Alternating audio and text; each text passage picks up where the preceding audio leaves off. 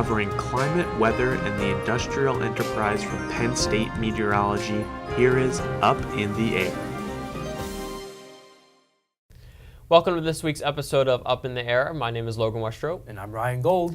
So Ryan, we've had Hurricane Florence that made impacts a few weeks ago, and unfortunately we're still seeing a lot of damage within the North and South Carolina coastlines with structural damage, still seeing a lot of rivers flooding, and still the water's not able to go anywhere, and that's also causing a lot of problems for agricultural reasons as well. That's right, and Logan will have more on that story later on, and I'll also have an interview with a club organization's president coming up later. And all that and more, but first here's Update in the Air.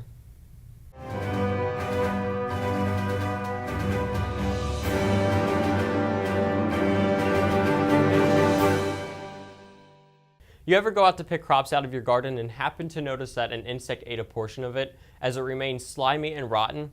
Well, clearly insects must have gotten into it, but there must have been because they were hungry. According to a new proposal from Curtis Deutsch of University of Washington, insects will be eating more of our lunch if temperatures are higher than usual for a particular area. Warmer temperatures actually tend to make an insect's appetite higher than if the weather was colder. Already, insects find their way into 8% of maize and wheat worldwide. In fact, the study says that if Earth's average global temperatures just rise about 2 degrees above pre-industrial levels, annual crop losses could reach about 10% for maize, with 12% for wheat and 17% for rice. In totality, that would equate to the loss of 213 million tons for the three grains. The areas that would be most affected would be the mid-latitude regions, where weather patterns differ greatly compared to the tropics, where temperatures are always very hot.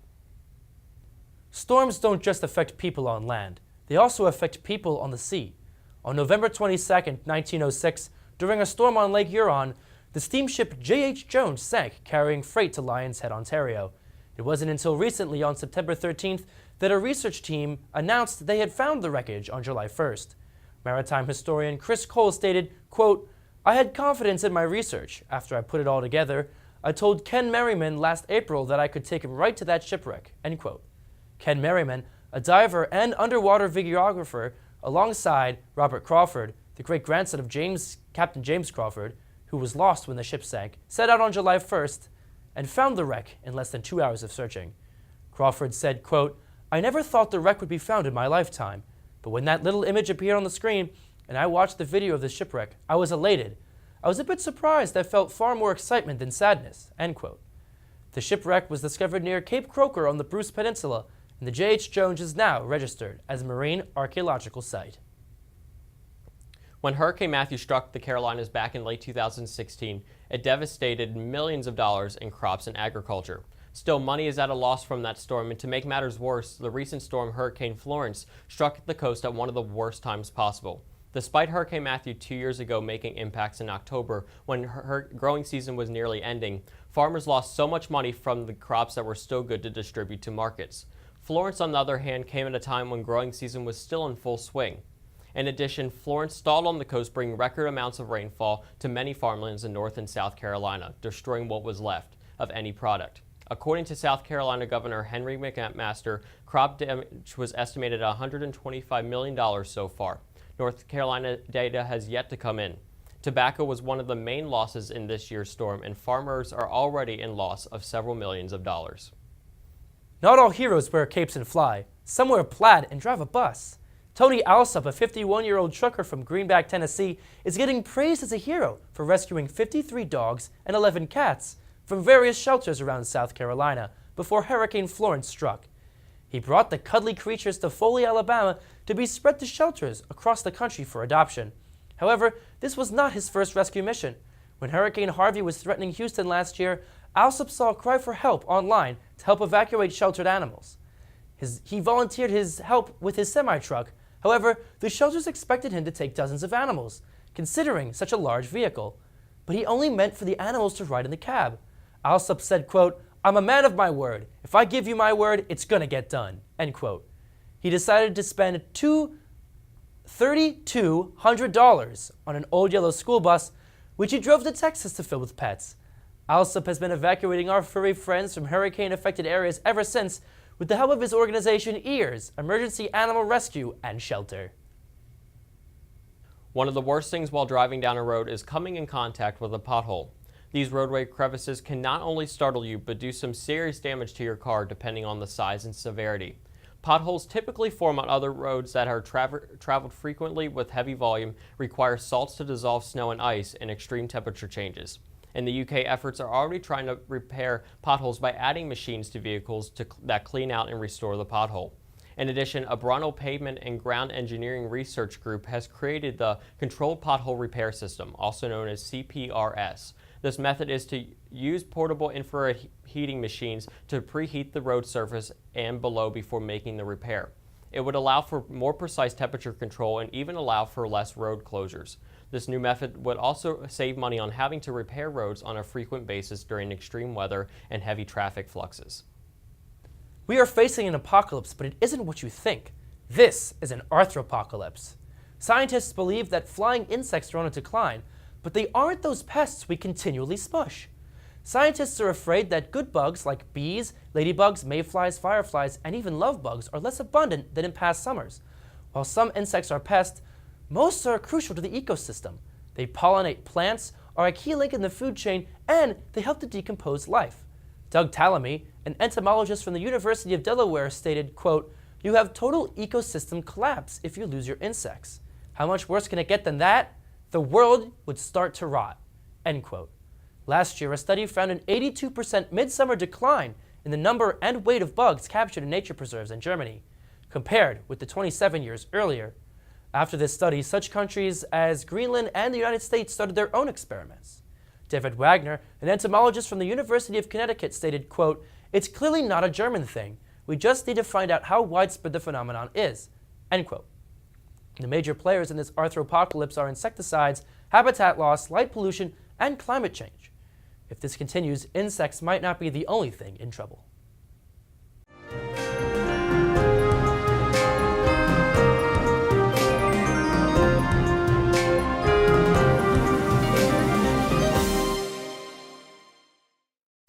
Hello, and welcome back to the show.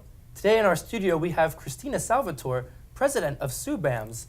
So what exactly is PSUBAMS? So PSUBAMS is actually a shortened version of PSUBAMS Suc Noir.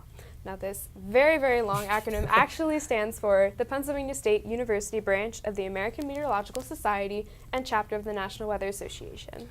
That is a mouthful, and I'm glad you guys shortened it. So what exactly does PSUBAMS do for an ordinary meteorology student? So since we are the student chapters of the NWA and the AMS, we focus primarily on community service and professional development for our students. What kind of community service do you partake in? Community service, we do really fun events.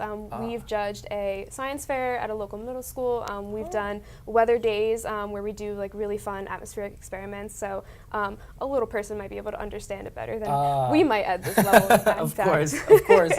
So how about professionally? How would a professional situation arise to help out a student meteorologist? So actually every year we organize travel to both the NWA and AMS national conferences. So this allows our students to kind of get out there and meet everyone else in the field and just find out what cutting edge research is going on. Oh, that's fantastic. Do you guys have any speakers that come in at all? Yes, we do, and we actually have a really cool one coming up on Tuesday. Severe weather expert Dr. Greg Forbes will be visiting us, talking about his career. I'm really excited about that. Well, thank you so much for joining us today. And now we go to Tweet of the Week.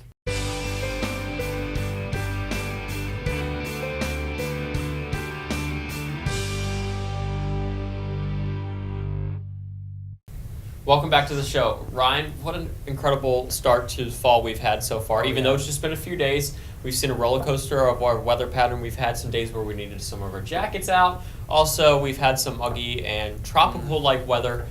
This pattern just seems like it's never going to break, does it? It doesn't seem so. I've had to grab my jacket and throw it off right in the middle of the day. Yeah. So it's so hard to plan for this year's weather. It really is. But hopefully we have some good news in store as we turn to Kasey with our climate outlook.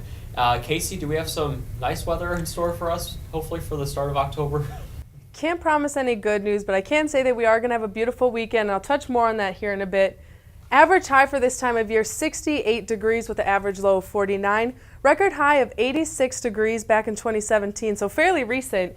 and a record low, bitter low of 29 back in 1947.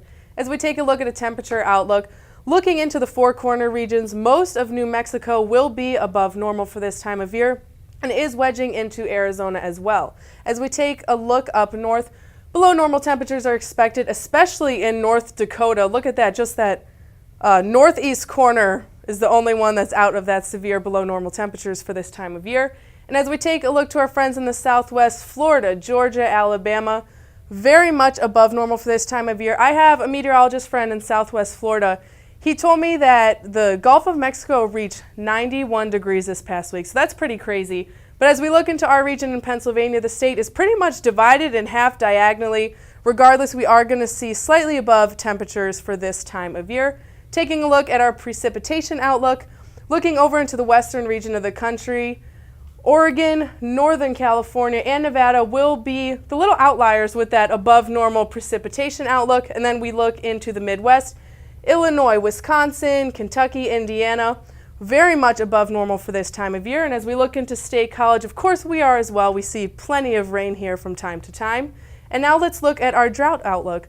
Most of the drought will be in the western half of the state, as you can see, especially in the Four Corners states, mostly concentrated in Colorado and Utah. And of course, no drought here in State College in Pennsylvania because, as I just mentioned, we're always seeing that rain. But we do have a beautiful weekend in store. Saturday, we're expecting a high of 68 with those sunny skies and 69 on Sunday. Once again, with the sun remaining, so it is a great weekend to get outdoors, Logan and Ryan, so I hope you guys are able to do so, because I know I am. Yeah, Kasey, it's going to be nice to finally have some seasonable weather in our forecast. Oh, it's about yeah. time. So, you have any plans for this weekend? I plan on just getting out there, taking a few walks, maybe Enjoying the weather? Yeah. Hey, sounds good to me. I'd probably do the same thing, but that's all the time we have for this week's episode of Up in the Air. I'm Logan Westrope. And I'm Ryan Gold. And be sure to catch us next week, Up in the Air.